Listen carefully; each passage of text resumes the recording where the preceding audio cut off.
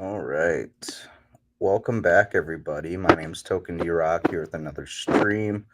Hopefully, all of you are having a wonderful day. It's Wednesday, January 25th, 9:15 a.m. Central Standard Time. If you're watching us live, crypto market cap sitting at $1.025 trillion. Bitcoin dominance sitting at 42.5%. ETH dominance at 18.5%. We can see Bitcoin has fallen a little bit here in the past 24 hours, facing some heavy resistance at some price points. Right now, it's sitting just under 22,500. ETH sitting at 1538, BNB under 300, Cardano at 35 cents, Dogecoin at 8.3 cents, Solana at $23. As we can see across the board, things have come down just a little bit here in the past 24 hours. Dow Jones is actually going in the red for the day. We're down roughly, I believe, like uh, 0.6%, or roughly 0.7%, but things are not looking too good in crypto or stonks for the day. Again, we will see whether this is just a fake out before we rally some more. Personally, my sentiment, I do think we have to go lower before things start recovering decently. We have the Federal Reserve meeting in just about a week's time, so that could potentially shake the markets. A lot of earnings for quarter four of 2022 is playing out, so we'll see as more and more earnings come out how the market reacts to those figures. Again, looking at Bitcoin, looking kind of shaky. You can see in the past 24 hours, we kind of have topped out. We've kind of come down from this range right up here above 22.8, and we went as low as 22.3.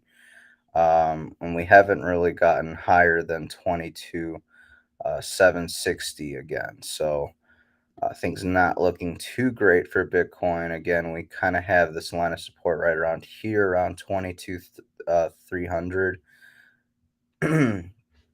We'll see if the bulls show up or not. If they don't, we could see some decent downside out of Bitcoin. Maybe this is the neck, so to speak, of the head and shoulders pattern. Maybe we see a left shoulder right here. Maybe this is the neck, and then maybe we form some sort of right shoulder right here on the right side of this neck right here. Again, DXY trying to bottom. It's very indecisive with what it actually wants to do. We've been kind of in this downtrend, as you can see, for a few months now, since roughly the end of September. I do think this is going to reverse sometime soon. I know it feels like I've been saying that for days, if not weeks now, but I do think we're going to see a reverse in the trend. And when this does trend higher, going to unfortunately see stonks and crypto tank as a result. Blast from the past, back on December 24th of 2020, Bitcoin's price was 22,700. Just 14 days later, Bitcoin rose to an astounding $40,402. Personally, I don't think we're going to see a rally like this anytime soon. I think the rally that we're currently seeing is going to fizzle out here in the next week or so. But that's just my take. I think next time we'll see some sort of hyperbolic rally like this occur is probably sometime next year, maybe shortly before the halving, or maybe a few months after the halving. But again, time will tell. Keep you updated on Bitcoin's price and every stream that we do. So here we have Arizona senator officially introducing a bill to make Bitcoin a legal tender in the state of Arizona. Very, very cool to see. Again, more and more politicians slowly but surely realizing the utility that Bitcoin has to offer. Here we have Edward Snowden talking about Bitcoin talking about how he's been in it since pre 2013 bull run, and he says to see the instant, effectively free transactions on the Lightning Network now is like arriving on a different planet. Welcome to the future. There's nothing quite like the Bitcoin network. Again, like we've discussed many, many times, it saves a lot of people in the global south, in particular, a lot of money when it comes to sending money to friends and family members in other countries.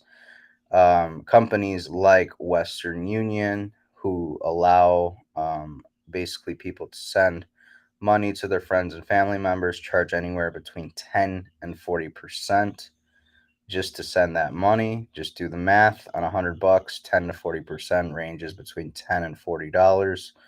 Uh, quite the quite the shit show that they're running over there, and Bitcoin kind of solves this. He also goes on to say when normal people and businesses realize global money transfers can be borderless, instant, free, and only take like 2 clicks, things are going to get very interesting. Indeed, Mr. Snowden. Indeed. I believe this is probably the last 5 year time window for the average person to acquire 1 Bitcoin. Next cycle, it's all over for the average person.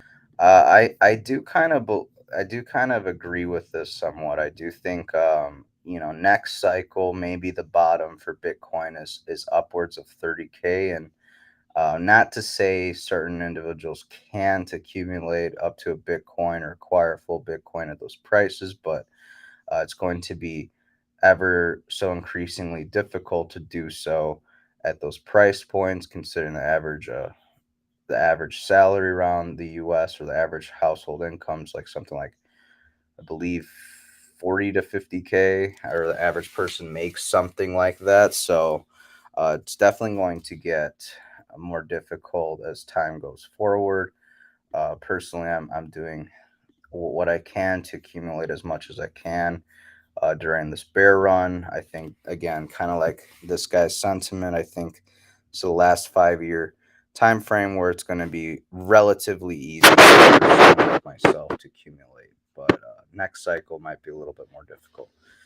But here we have the EU to require banks to hold a euro of own capital for every euro they hold in crypto.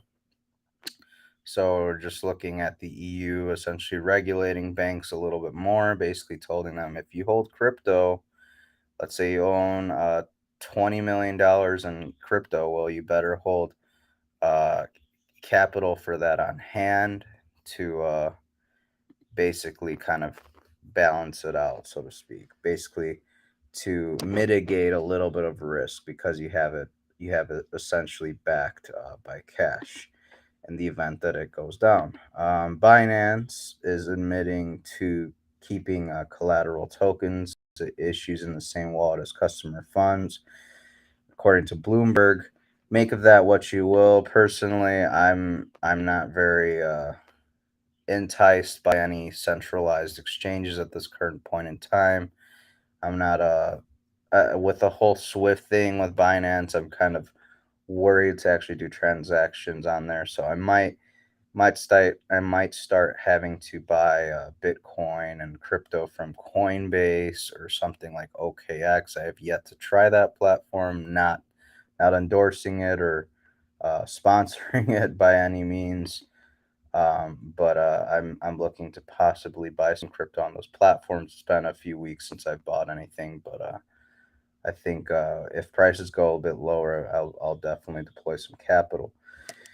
Here we have a reminder that a mid-project manager got paid $115 million to launch the worst, most embarrassing CF or NFT grift attempt for Coinbase with a total of 7 active daily users and transaction volume less than your daily gas fees.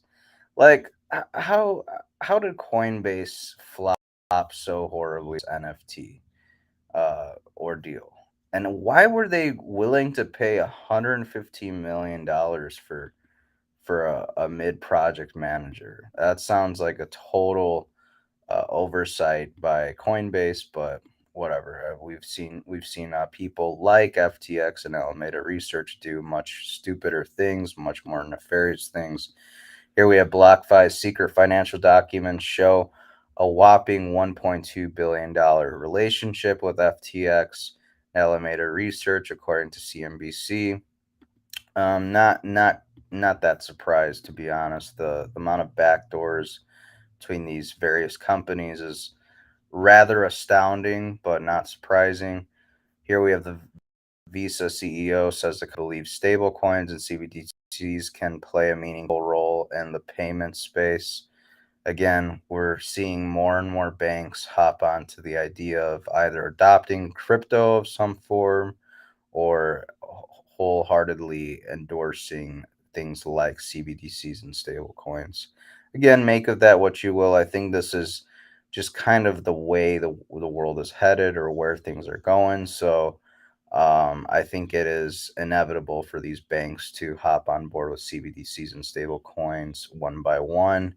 I guess you could argue the good thing is that some of them are adopting Bitcoin, Ethereum, and other crypto projects. But here we have breaking news coming from Saudi Arabia. The Saudi central bank is carrying out experiments with the central bank digital currency cooperation with other financial institutions. This is something to follow closely, considering Saudi Arabia is open to settling trade in currencies other than the dollar. As we discussed time and time again, more and more countries are looking to uh, basically drop the dollar as their reserve currency.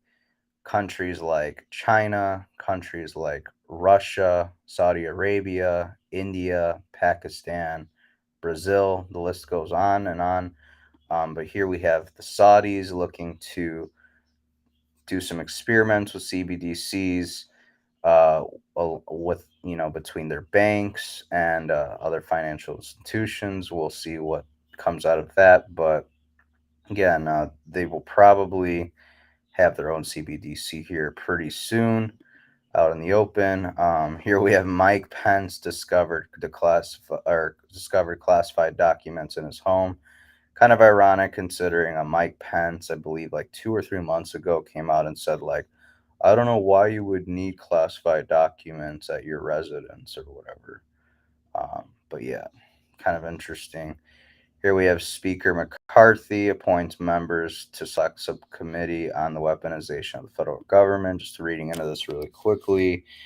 Today, McCarthy announced members who will serve on the select subcommittees on the weaponizations of the federal government and the coronavirus pandemic.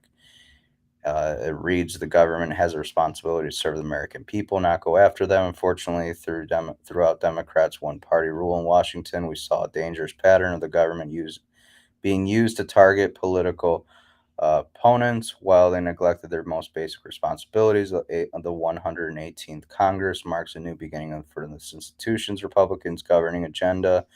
Will be based on transparency, accountability, and solutions. Yeah, that sounds like a load of horse shit. I don't love the Democrats, but Republicans are just as vile. Um, Continuing with the letter, the members selected to serve on these subcommittees will work to stop the weaponization of the federal government. We'll also finally get answers to the COVID origins and the federal government's gain of function research that contributed to the pandemic, said Speaker McCarthy. Sorry. Yeah, again, and I don't really believe this bullshit that we're going to find out the answers to the origins of COVID and the federal government's gain of function research that contributed to the pandemic. I'm not going to hold my breath. Here are the people going to be, part of the committee to undergo this investigation. From this list, I can tell you, I really only really care for Thomas Massey. He seems like the most principled individual out of this long list here, but again, not going to hold my breath. Probably not going to find anything because the corruption is so deep. It runs deep in both parties. DOJ opens lawsuit to break up Google's advertising monopoly. Just 4 weeks ago, Pelosi conveniently sold $3 million worth of Google stock, Make of that what you will. Politicians should not be able to trade stocks, and that's why you have, I believe, uh, Senator Hawley from Missouri, I believe. He's introducing the Pelosi Act, which is basically to not allow politicians to trade stocks. Here we have a reporter, activist talking about how, kind of in not the best of English, basically saying that we need to remind people in America that America is the only country on earth people die by gun, which is a blatant lie. Basically, they go on to just shit on guns, and the reality is, if you look it up, the U.S. is not even a top 10 per 100,000 residents. This is obviously a bit outdated, but it goes on to show that all these countries with some form of gun control have easily, or some of the strictest gun control, have some of the highest rates of homicides when it comes to guns. Again, not if the U.S. is in the top 20, I wouldn't be surprised, but it says something in a country with so many guns, said that something like over 500 million guns or something like that are here in the United States. This person posting this had a response saying, "Stop with the logics. Libs hate that." I don't know why the left is so adamant on getting rid of guns. Like, I'm not the biggest gun person in the world, but I understand need in maybe not everyday society, but pretty much I respect people's right to own firearms. In the event that their government becomes so oppressive that they're breaking in people's homes, doing whatever they wish, which arguably you could say that's already happening. So, um, yeah. First German Leopard tanks to deploy in Ukraine in 3 months. Meanwhile, German Scholz basically saying something contradictory, saying we will continue to ensure that NATO is not drawn into war with Russia, even though he's sending tanks. Like, dude, you're playing with fire. You're effing around quite a lot, and you're gonna find out quite a lot. Russian embassy, the Germans' decision to approve the delivery of Leopard tanks to Ukraine is extremely dangerous.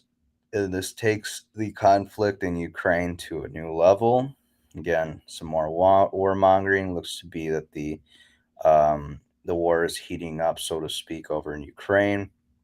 Max Blumenthal says that since the U.S. destruction of the Nord Stream pipeline supplying cheap gas to Germany, the German Kuckmeister Olaf Scholz has retaliated by caving to U.S. demands to send Leopard tanks to Ukraine and asking German citizens to take fewer hot showers for the war cause.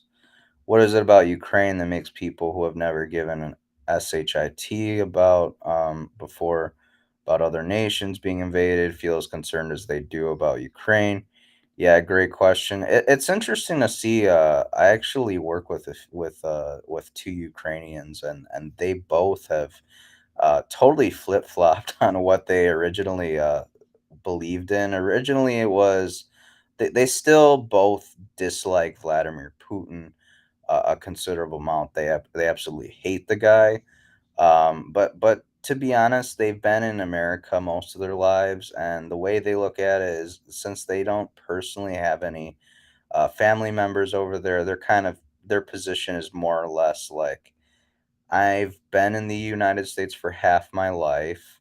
It may sound horrible, but I'm pretty much more of an American than I am Ukrainian, and so I don't have any family members over there. This is their position, by the way. I don't really care at this point. It seems like the war is just being dragged out. The powers that be are going to carve up Ukraine the way they want, and that's it. Not that they don't feel any sympathy or remorse for the people who are suffering there, but they realize it's out of their control, and they're just going to let the powers that be carve up the country the way they want it. It's there, again, there's nothing you or I can do about it. Individually, collectively, we can do something, but yeah. Here we have bugs to be used in bread, beer, and various other items intended for the general population, courtesy of the EU. So again, whole idea that you're going to be eating bugs is becoming a reality norm over in the EU. So again, just normalizing the idea of eating bugs. Here we have Bill Gates rattling off now that the um, medical procedures are an abject failure, no big deal. And he was one of the biggest proponents and biggest promoters of said medical procedures. So it's kind of interesting that he's changing his tune. Here we have the Vax Street Boys with their new hit single. Um, Tell me why ain't nothing but a heartache, ain't nothing but a mistake. I'm sorry, it's too funny. I thought I had to share that. Here we have, according to a survey in the United States, estimated number of deaths due to medical procedures could be as high as over a quarter of a million people, with over 1 million serious adverse events in just 2021 alone.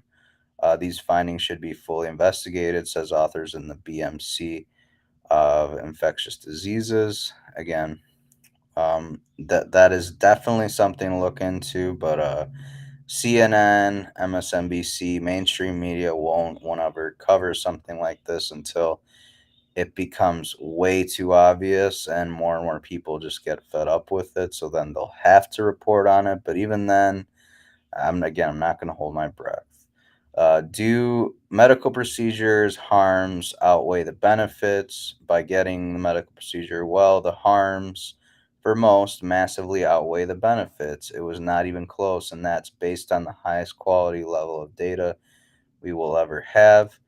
Or breaking mainstream again. So finding the harm, the side effects of taking said medical procedure outweighs the benefits. Again, not even close. So more and more is coming out against the medical procedures and the insanity that was being mandated via people in power. During COVID, the biomedical security state revived the old Puritan idea of disease as divine punishment for moral failing, i.e., failing to follow the state's latest health directive or mandate. This dogma served its cultic practices and liturgies, and that's true. The science is new religion. If you don't follow for COVID or climate change or whatever else they want to use or fearmonger us with, you will be punished and become an outcast. Yeah, and it's true. And what's scary is they treated it almost like a religion, and it's like, relax, you guys. You guys want to act like you're so mighty. You're so virtuous. Blah blah blah. Well, you're no better than the people who burn the witches at the stake. Basically, you guys turned it super cultic, super religious. It became a religion, and that's all you guys gave an F about. Here we have Kevin Kiley talking about how yesterday Gavin Newsom's attempt to punish doctors for COVID misinformation was actually challenged in court by a judge. The judge called the law nonsense. Good on the judge for having some common sense, because Gavin Newsom, though he had his rebid for a governor or whatever, he he wanted it and everything, but there's still plenty of people that are adamantly against the man and the policies that he's putting forward inside the state of California. And here's another tyrant slash dictator who's getting checked more or less. Here we have protesters surrounding a restaurant with Justin Trudeau dining inside. Police form a line in front of the angry protesters. Canadians are calling on Justin Trudeau to resign. And, Justin Trudeau is being swarmed in the street by angry, they have to add that word, angry protesters outside the Bread Bar in Hamilton, Ontario. Protesters curse and yell tyrant.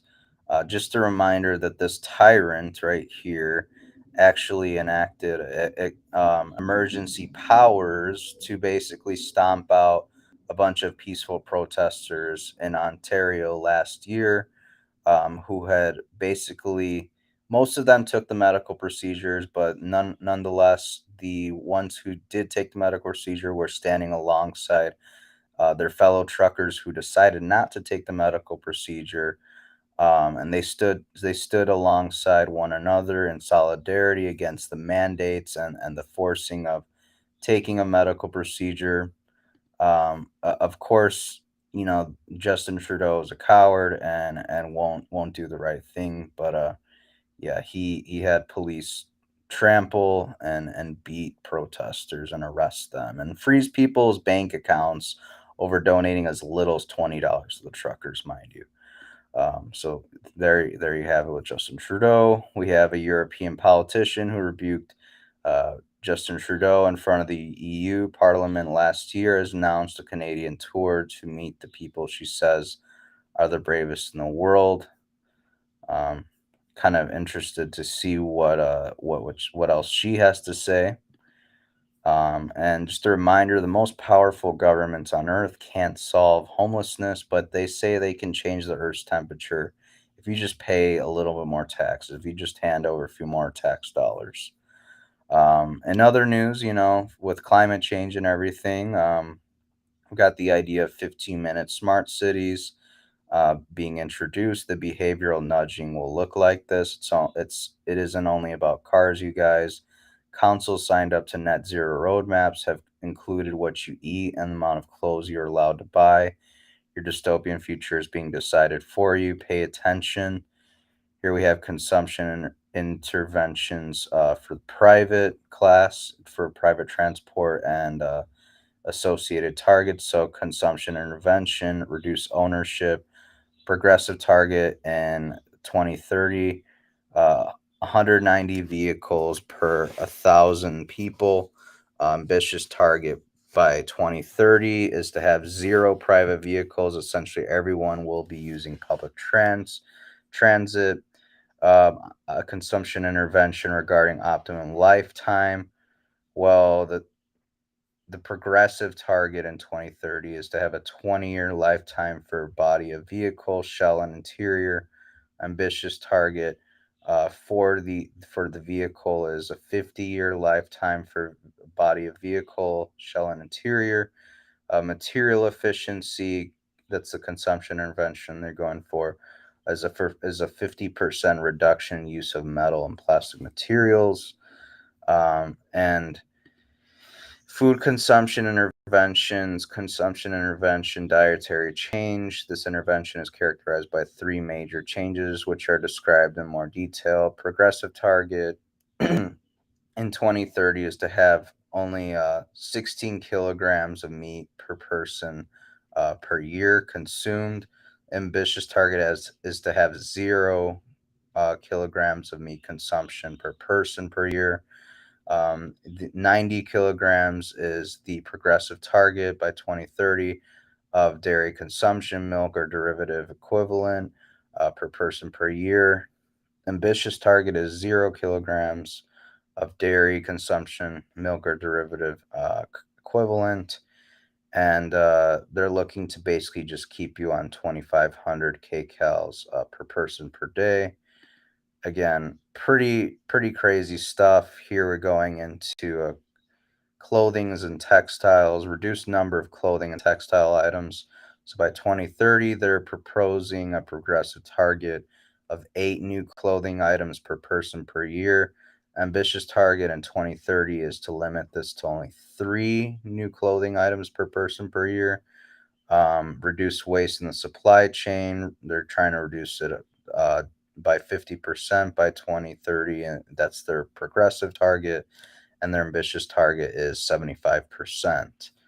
So make of this what you will. Personally, I think this is communism. The goals, to have zero private vehicles by the year 2030, the idea of having, the proposed ambitious target of 0 kilograms of meat consumption per person per year, 0 kilograms of dairy consumption per person per year, the idea of you being limited to what new clothing items you can buy for yourself per year, it's absolute insanity, you guys. And this is what they're going to push forward for, in the name of climate change. Let's save the planet. You just have to stop eating meat. Meanwhile, I can fly around on my private jet. That's what people like Albert Bourla, Bill Gates, Rochelle Walensky, all these assholes are going to be doing, and that's what they're proposing. So um, be ready.